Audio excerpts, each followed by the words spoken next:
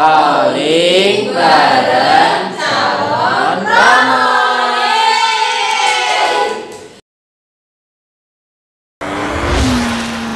Hai semua, hai. Si biar kita kali ini spesial banget nih karena kita langsung di gereja. Wah, seru banget ya. Tapi kita harus tetap mematuhi protokol kesehatan. Bener banget teman-teman rumah, jangan lupa jaga kesehatan dan tetap patuhi protokol kesehatan ya. Tema si biar kita kali ini apa sih, Tis? Tema si biar kita kali ini panggilan hidup sebagai frater nih, Angel. Wah, berarti kita langsung ditemani oleh frater juga dong? Ya dong, masa ditemenin sama Deddy Corbuzier?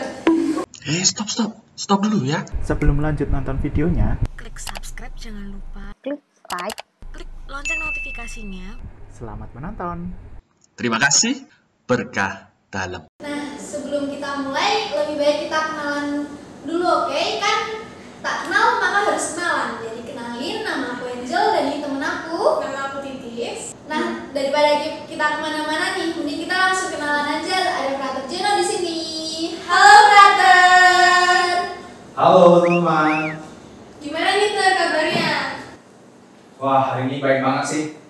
Hari ini merasa sangat gembira karena bisa bertemu dengan teman-teman. Nah, Frater kan hitungannya masih baru ya di kita ini. Lebih baik kita kenalan dulu gak sih sama Frater? Boleh.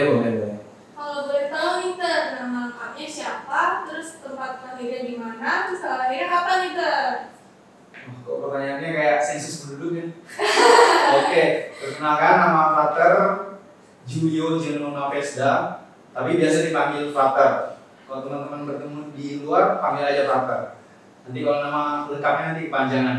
Lalu Frater lahiran di Pontianak, Kalimantan Barat, tanggal 28 Juli 1997. Frater, kalau boleh tanya nih, Frater kapan tuh terakhir kali pacaran? Awal-awal udah berat pertanyaan itu. Oke. Terakhir kali pacaran ya? Terakhir. Kayaknya SMA deh mungkin. Sebelum jadi Frater. SMA. Masa-masa indah ya berarti Frater ya. Nah, kalau boleh tahu nih Frater, kan mungkin masih ada yang belum tahu banget tentang apa sih itu Frater. Terus tugasnya ngapain aja sih Frater, boleh kasih tahu nggak? Oke, apa sih itu Frater? Nah, kalau ditanya seperti itu, kita harus melihat bahwa Frater itu adalah seorang calon imam. Jadi ketika ingin menjadi seorang imam atau romo, jadi kan kita harus melalui beberapa proses pendidikan. Salah satunya adalah Frater. Jadi prosesnya dimulai dari seminari menengah, lalu nanti tahun rohani atau novis, lalu seminari tinggi, Frater, lalu diakon, lalu akhirnya nanti menjadi seorang romo. Jadi intinya Frater itu adalah seorang calon romo seperti itu. Lalu untuk tugas-tugasnya, tugas utama Frater adalah belajar, karena di dalam dunia formasi calon imam, Frater itu disebut juga student. Jadi tugasnya adalah belajar. Kalau di kampus belajar kayak kitab suci, belajar liturgi, hukum gereja, dan lain sebagainya. Lalu selain belajar teori-teori mengenai liturgi dan lain sebagainya, Frater juga belajar mengenai bagaimana berelasi dengan umat. Contohnya kayak Frater sekarang. Frater kan di paroki Bintaran ini belajar bagaimana para romo itu melayani umat. Nanti Frater melihat para romo itu melayani umat, sehingga nanti ketika Frater udah jadi seorang imam, Frater juga bisa melayani dengan baik. Seperti itu singkatnya. Oh gitu ya Frater. Nah, Ya, kalau betul. boleh tahu nih, Frater itu dari seminari mana? Terus kenapa Frater bisa pindah ke Jogja? Atau karena pengen ketemu sama anak-anak OFK di Bintaran? Atau ada acara apa nih? Oke, pertanyaan menarik banget sih. Oke. Untuk dari seminari, Frater berasal dari Seminari Menengah Santo Laurentius Keuskupan Ketapang di Kalimantan. Mungkin teman-teman udah ada yang pernah ke Kalimantan? Belum nih Frater. Mungkin bisa besok kita jalan. Oke, siap. Dan Frater tak bisa OMK Bintaran harus ke sana ya? Oh siap. Semua tiket ditanggung sendiri ya? Oke, Frater seminari menengahnya di Ketapang, lalu Frater menjalani seminari menengah kurang lebih 4 tahun. Dari SMA 3 tahun, lalu ada jenjang namanya KPA, kelas persiapan atas. Itu tuh 1 tahun sebelum menuju seminari tinggi. Lalu frater seminari tingginya di Malang.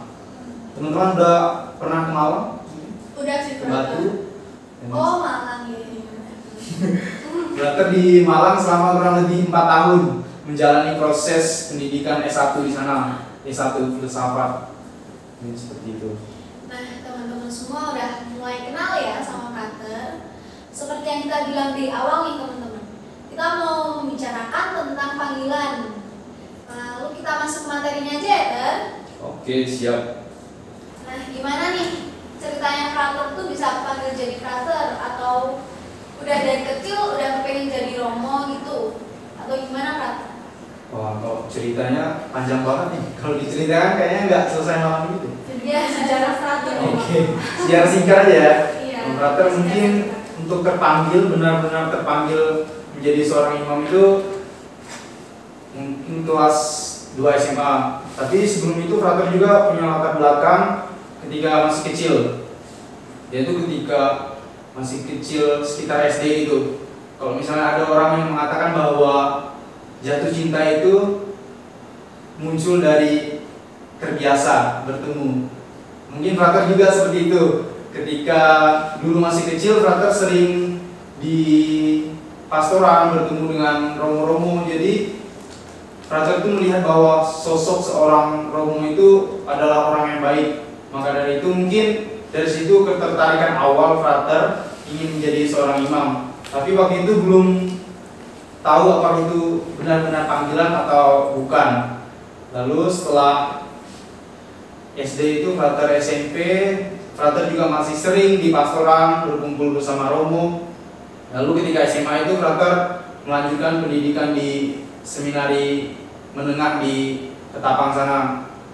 Nah, salah satu momen yang menurut frater itu benar-benar panggilan itu ketika kelas 2 SMA. Itu frater momennya ketika mengikuti turne. Jadi turne itu pergi ke stasi, ke pedalaman bersama romo, melayani umat di sana. Nah, ketika di stasi itu frater ketemu dengan umat. Lalu umat itu berbicara dan mengatakan kepada frater bahwa mereka itu sebenarnya sangat merindukan sosok seorang imam di pedalaman. Karena kan romo-romonya melayani di sana terkadang hanya napas Natal Pasca. Oh iya. Ada yang seperti itu. Jadi romonya kadang-kadang ya jarang sekali ke stasi karena jauh kan. Karena stasinya banyak, lalu romonya sedikit dan tidak sesuai. Maka dari itu umat-umat sangat merindukan sosok imam di pedalaman. Mereka ingin disapa dan dilayani di sana. Maka dari itu frater ketika mendengar itu langsung nyes di hati seperti itu. Langsung kayaknya ini deh panggilanku mungkin seorang imam. Tapi waktu itu mungkin belum murni panggilannya. Setelah menjalani proses di seminari tinggi, di tahun rohani, frater baru menemukan dan merasakan bahwa oh mungkin itu benar-benar panggilan frater. Seperti itu. Lalu pernah nggak sih frater merasa tergoda baik itu dari materi ataupun kan tadi dilihat dari pengalaman frater itu sempat ke Malang yang banyak tuh cewek-cewek cantik, terus juga sedikit menggoda gitu frater. Nah mungkin gimana sih cara frater buat mengolah perasaan ini biar menjadi tidak salah? Pertanyaannya makin lama makin menantang ya. Boleh. Menarik. Nah, untuk merasa tergoda ya. Mungkin untuk sampai saat ini untuk merasa tergoda, kalau tergoda kan enggak hanya tergoda wanita atau enggak hanya tergoda wanita tapi juga tergoda materi dan lain sebagainya. Untuk sampai saat ini frater merasa untuk tergoda dengan seorang wanita ya pasti pernah lah, karena kan frater sebagai laki-laki normal jadi pasti pernah merasakan hal itu. Tapi frater menyadari bahwa status frater ini adalah seorang calon imam, jadi tidak mungkin frater bisa memiliki atau menjalin relasi khusus dengan seorang wanita seperti itu. Kalau romo frater mengatakan bahwa seorang frater atau seorang romo itu boleh mengagumi tapi tidak boleh memiliki. Seperti itu sih yang sampai saat ini Sampai sekarang ya. sampai saat ini diingat ya. Berarti yang mengagumi ya lumrah lah sebagai Iya. seorang laki-laki kan, laki-laki normal. Jadi tapi nggak boleh memiliki, hanya sekedar mengagumi ciptaan Tuhan karena ciptaan itu sangat indah. Seperti itu. Keren banget nih pengalaman Frater nih. Kalau boleh tahu nih, Frater Jeno tuh pernah ngerasain jatuh cinta nggak sih? Kalau misalnya pernah, bisa dong diceritain dikit buat teman-teman semua. Pernah lah pasti sebagai seorang laki-laki normal ketika mungkin sebelum itu ya, sebelum jadi frater, ketika frater masih SMA dulu, tapi mungkin itu cinta monyet ya. Ketertarikan. Tapi ketika menjadi seorang frater, mungkin frater bukan jatuh cinta ya, tapi ya tadi sekedar mengagumi karena ya seorang wanita itu kan apa ya, ciptaan Tuhan, jadi kan indah. Jadi kita harus mengagumi. Lalu untuk apa ya, mengontrol atau mengolah hal tersebut, frater itu pernah diajarkan oleh Romo frater ketika di Seminari Tinggi. Waktu itu Romonya bertanya, kalau misalnya kamu bertemu dengan seorang wanita, gimana perasaanmu? Apakah kamu bergetar atau lain sebagainya? Saya mengatakan, oh iya dong, pastilah. Karena ketika kita bertemu seorang wanita, apalagi kalau misalnya kita merasa tertarik dengan dia, pasti hati kita berdebar. Nah, lalu gimana cara kamu mengolah itu agar tidak keterusan seperti itu? Lalu saya mengatakan bahwa mungkin salah satu cara yang dapat saya lakukan adalah dengan mengalihkan itu ke hobi saya, Romo, misalnya olahraga, misalnya fotografi, desain dan lain sebagainya. Mungkin itu dapat membantu saya untuk mengurangi hal tersebut. Lalu Romo mengatakan bahwa apakah semua itu bisa kamu lakukan sampai kamu tua nanti? Apakah olahraga bisa dilakukan sampai tua? Terus saya berpikir lagi, oh iya ya, pasti itu nggak akan bisa dilakukan ketika nanti udah tua. Lalu Romonya mengatakan bahwa iya makanya sebenarnya satu hal yang penting itu adalah dengan doa. Bagaimanapun ketika kamu menghadapi berbagai godaan, kamu itu tidak selamanya bisa mengatasinya dengan hal-hal duniawi saja. Intinya adalah kamu harus selalu berpegang teguh pada Tuhan yang memberikan kamu panggilan ini. Seperti itu. Wah, keren banget nih, udah dari segi percintaan, udah segi kehidupan, segi pembelajaran udah dibahas nih. Nah, dari semua pengalaman frater nih, berarti seminari itu menurut frater itu menyenangkan atau malah menegangkan ya frater? Menyenangkan dan menegangkan sih. Dua-duanya pokoknya. Tapi intinya seminari itu apa ya? Membentuk frater hingga pada saat inilah. Membentuk dengan berbagai prosesnya. Ada proses yang menyenangkan, menegangkan, ketika dosen memberi tugas dan revisiannya semuanya dicoret. Terus kita harus mengerjakan, dikumpulkan besok pagi, dan pernah nggak tidur sampai pagi. Itu kan hal-hal yang proses yang meneguhkan frater melalui berbagai pengalaman di seminari lah. Tapi intinya di seminari itu adalah saat-saat yang paling menyenangkan di dalam hidup. Mungkin teman-teman ada yang tertarik masuk seminari? Oke, itulah. Wah, seru banget ya frater pembahasan kita hari ini. Semoga bisa menjadi inspirasi buat teman-teman semua ya. Setuju banget, tapi sayang nih kita udah mau selesai nih Mungkin frater ada pesan nggak buat teman-teman yang masih ragu sama panggilannya Oke, untuk teman-teman yang masih ragu dengan panggilannya, pesan frater sih jangan pernah ragu, karena panggilan itu adalah sebuah proses. Jadi ketika teman-teman ada merasa terpanggil ingin menjadi seorang rohaniwan atau seorang imam, ya teman-teman cobalah berani mengambil jalan itu. Nanti di dalam proses teman-teman akan ditunjukkan apakah itu murni panggilan atau itu bukan panggilan teman-teman. Nanti di dalam prosesnya ketika masuk seminari dan lain sebagainya, teman-teman akan dimurnikan panggilannya. Mungkin pesannya jangan ragu lah, harus berani mengambil jalan bersama Tuhan gitu. Wah, thank you banget nih pesannya mendalam juga ya. Kalau menurut Frater sendiri nih, gimana kesan dan pesan Frater selama di Bintaran ini?